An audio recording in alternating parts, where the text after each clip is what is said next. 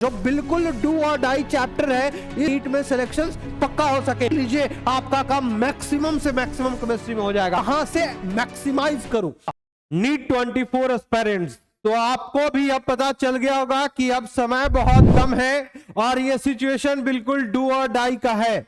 आपके दिमाग में अब एक बात तो जरूर चल रहा होगा कि सर अब मैं किस तरीके से पढ़ाई करूं, कितने चैप्टर कर लूं जिससे कि मेरा नीट 24 में सिलेक्शन हो जाए और मैं मेडिकल कॉलेज में एडमिशन पा सकूं। अब मैं आपको वो डू और डाई चैप्टर बताता हूं। अगर आप ये चैप्टर अगर आप कर लेते हैं तो बिल्कुल बच्चों आपका नीट में सिलेक्शन पक्का है। लेकिन बच्चों उससे पहले मैं चाहूंगा कि मेरे वीडियो को लाइक जरूर कर दें और चैनल को सब्सक्राइब जरूर कर दें और कमेंट करके ये बताएं कि क्या आप इन सारे चैप्टर्स में से आपका फेवरेट चैप्टर कौन सा रहा है। चलिए मैं आपको बताता हूं एक एक करके। और हाँ बच्चों, इस वीडियो में जो भी चैप्टर का नाम लूंगा उसको आपको नोट डाउन भी करना है। अब मैं आपको सबसे पहले जो चैप्टर है उसके बारे में आपको बताता हूं कि बायोलॉजी में आखिर कौन कौन से इंपॉर्टेंट चैप्टर है और उस चैप्टर में कितना परसेंटेज है वेटेज है उस चैप्टर का। अगर हम सबसे पहले बात करें ह्यूमन फिजियोलॉजी का तो इसका 15% जो है वेटेज है। जेनेटिक्स एंड इवोल्यूशन का 14% आपका है। प्लांट फिजियोलॉजी का 13 है। इकोलॉजी का 12 है। डाइवर्सिटी इन लिविंग वर्ल्ड आपका 10% है। सेल स्ट्रक्चर एंड फंक्शंस 8% है। और उसके बाद structure organisations in animal and plants 9% है। रिप्रोडक्शन का 7% वेटेज है बच्चों। बायोलॉजी एंड ह्यूमन वेलफेयर का 6% है। अब बायोटेक्नोलॉजी का जो है आपका 6% है। तो ये चैप्टर जो बिल्कुल डू और डाई चैप्टर है, इस डू और डाई चैप्टर को अगर आप अच्छे से कर लेते हैं तो आपका जो है बेहतर मार्क्स आने के चांसेस बढ़ जाता है। तो इसको चैप्टर को आप प्रॉपर ध्यान देंगे ताकि आपका नीट में सिलेक्शन पक्का हो सके। आपको भी पता है कि जो आपका बायोलॉजी है वो 360 मार्क्स का है और आपको ये टारगेट करना है कि मैक्सिमम से मैक्सिमम स्कोर जो है बायोलॉजी में गिन कीजिए। अब 360 में आपको कम से कम टारगेट 330 प्लस यानी कि 330 टू 340 तक अगर आप करते हैं तो चांसेस आपके बढ़ जाते हैं। क्योंकि आपको अगर ओवरऑल सिलेक्शन चाहिए बच्चों, ओवरऑल अगर आपको सिलेक्शन चाहिए तो आपको 680 प्लस अपना टारगेट रखना ही रखना है। अगर आप इससे कम टारगेट रख रहे हैं तो इससे कम मार्क्स आएंगे और इससे कम मार्क्स आएंगे तो आपको भी पता है कि आपके सिलेक्शंस का रेशियो डाउन हो जाएगा। आपको अच्छे कॉलेज मिलने का रेशियो डाउन हो जाएगी। अब देखिए मैं आपको बताता हूं कि केमिस्ट्री का वो चैप्टर जो कि आपको सबसे अच्छे से करना है। ऑर्गेनिक का जो वेटेज है, ऑर्गेनिक केमिस्ट्री का 25% ऑर्गेनिक केमिस्ट्री का वेटेज है। इनऑर्गेनिक केमिस्ट्री का 20% आपका वेटेज है और फिजिकल केमिस्ट्री का जो है 18%। अक्सर बच्चे फिजिकल में लगे रहते हैं, लेकिन भाई आपको मार्क्स तो यहीं से मिलेंगे।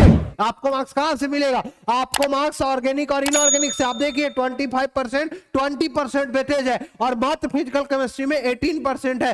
तो बच्चों आपको एक सबसे इंपॉर्टेंट चीज ये करना है कि ऑर्गेनिक को तगड़ा कर लीजिए, आपका काम मैक्सिमम से मैक्सिमम केमिस्ट्री में हो जाएगा। वहीं पे कोऑर्डिनेशन कंपाउंड का वेटेज 15% है।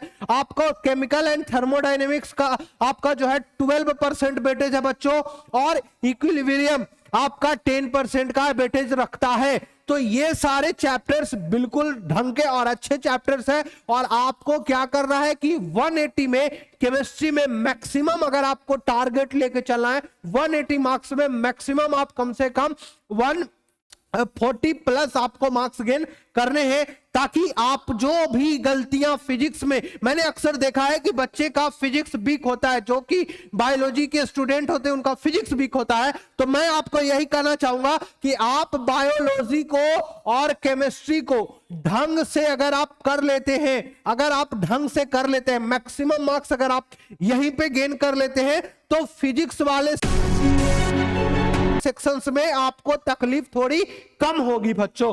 वहीं पे अगर मैं मैकेनिक्स की बात करूं तो 20% का वेटेज रखता है, बच्चे इससे भागते हैं लेकिन 20% का वेटेज रखता है। मॉडर्न फिजिक्स काफी इंपॉर्टेंट 12th का चैप्टर 18% का वेटेज रखता है भाई, 18% का।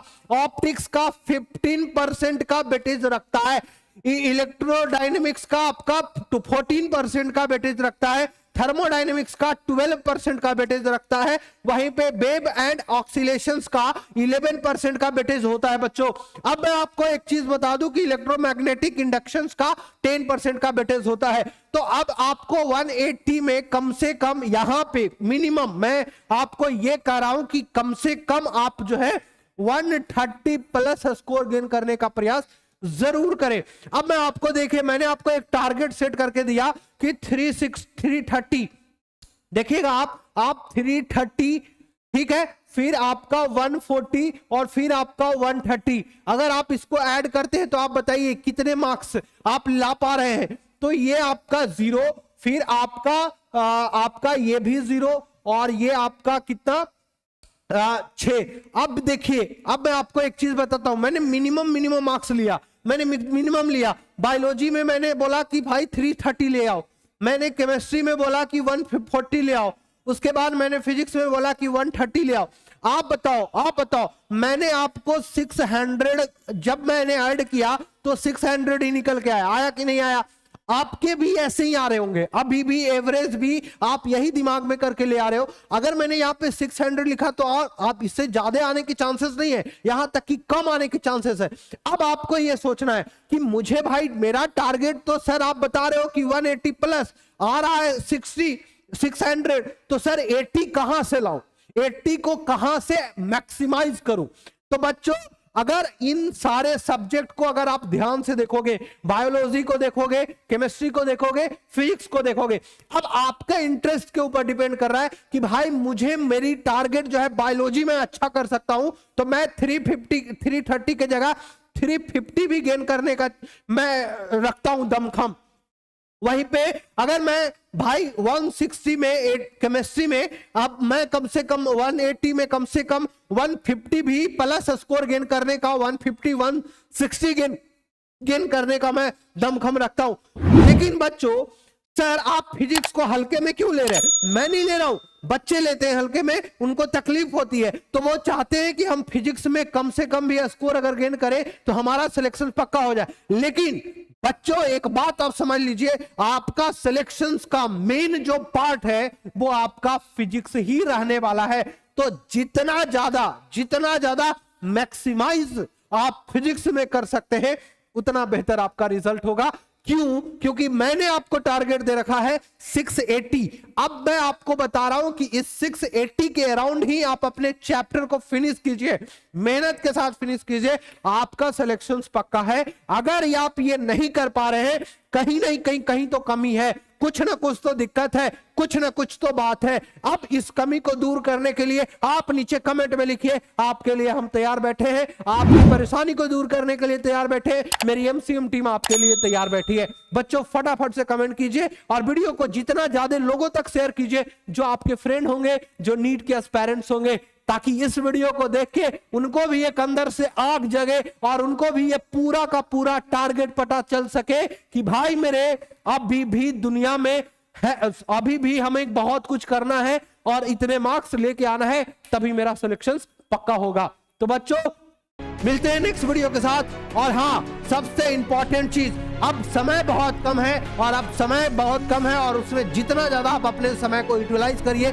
उतना बेहतर आपके लिए रहेगा। नमस्कार, मेरा नाम मृणाल कश्यप है और मैं एमसीएम इंस्टीट्यूट का फाउंडर मेंबर हूं।